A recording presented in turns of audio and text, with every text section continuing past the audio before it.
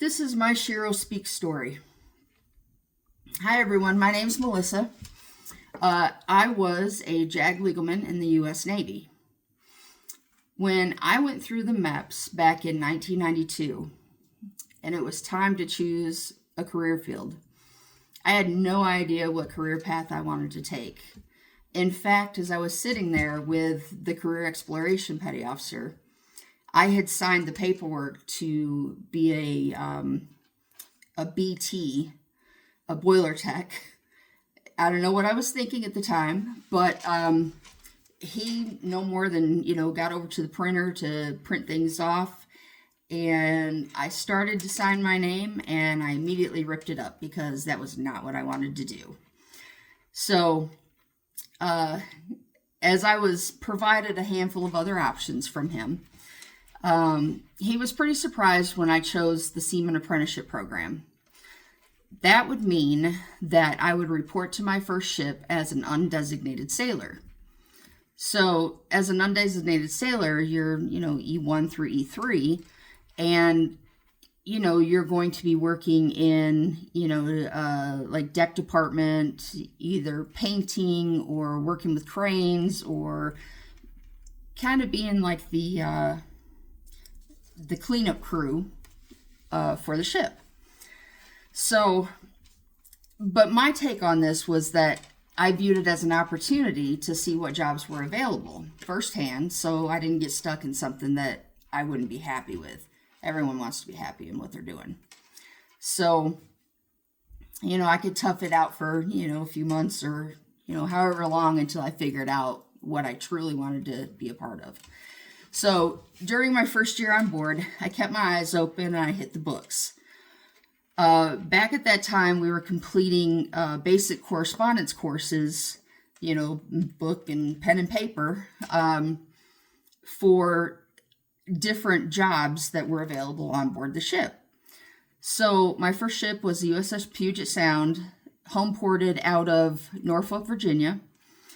And so during that first year, I ended up doing 13 correspondence courses for different jobs.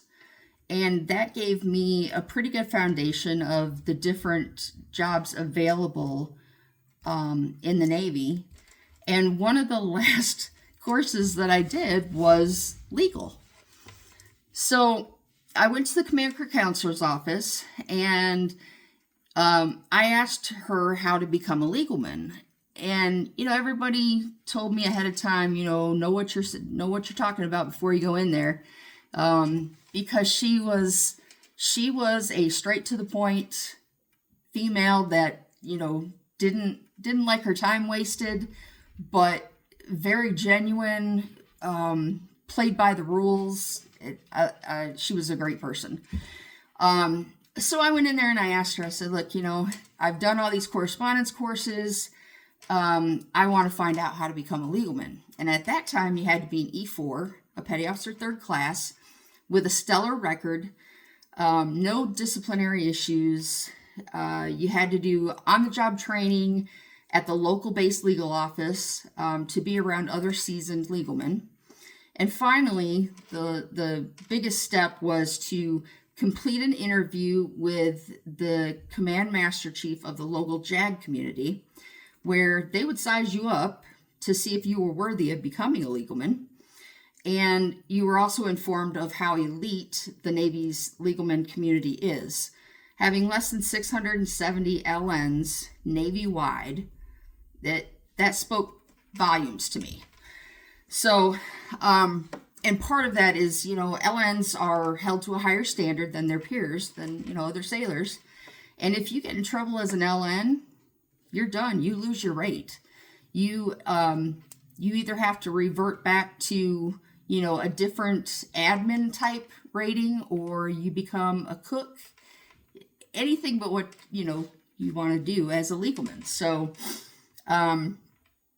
so they had this thing for E3s that you could strike, which means you take a test in a specific job without actually having worked in that arena. So I struck for Yeoman Third Class, which is kind of like the admin type admin type on board the ship or, different Navy commands. And I passed the test the first time up, and so the command career counselor, she snagged me up and put me to work in her office. So while I was doing my on-the-job training, she was helping me put my Legalman package together. After we submitted my package and I got my interview done with the Command Master Chief of the Legalman community, I was accepted for Naval Justice School, and the rest is history. Shortly thereafter, the ship decommissioned, and I was off to Naval Justice School. So I'll never forget Chief Paula Hutchinson. She's a true leader. She put her words to action, and that means a lot to me. She recognized my potential, my commitment to personal development, my initiative and drive for success the first time she met me. When I went to work for her, I showed her exactly what I was made of. From the integrity running through my veins, being a reliable sailor with great work ethic, and being a woman of my word, which she was a woman of her word. So we meshed very well. And having moral character beyond reproach. You just know good people when you meet good people. Chief Hutchinson set the bar high for leadership, which gave me a good foundation to build my own leadership abilities from, and helped me to look out during my career to recognize when I was amongst a fellow leader or if I was around a manager, because there is a difference. We can learn a lot about ourselves from the people we surround ourselves with and the relationships that we foster. So this is my Shero Speak story. Again, my name's Melissa, and I'm a U.S. Navy JAG Legalman veteran. Thank you.